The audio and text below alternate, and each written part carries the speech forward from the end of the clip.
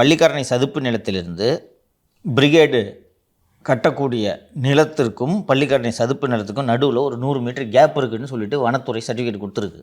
ஆனால் இவங்க கட்டுற அந்த சர்வே எண்கள் அந்த பள்ளிக்கரணை சதுப்பு நிலத்திற்கு உள்ளேயே இருக்குது. 4 சர்வே நம்பரும் உள்ளேயே வருது, வெளியில் இல்லை. வெளியில் பக்கத்தில்னா கூட பரவாயில்ல, உள்ளேயே இருக்குது. இது எப்படி கவனக்குறைவாக இந்த தவறு நடக்க முடியும்? தேங்காய் மூடி அமைச்சர் சிஎம்டியை தான் எனக்கு வேணும்ன்ட்டு எதற்காக இவ்வளவு முனைப்பாக இந்த சிஎம்டியை கேட்டு பெற்றார் என்பது தெரிகிறதா? இதோட தாக்கம் என்னமா இருக்கும்?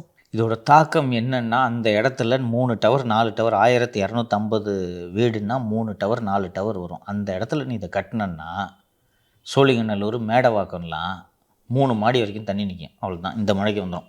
இதைத்தான் அது பேலன்ஸ் பண்ணுது.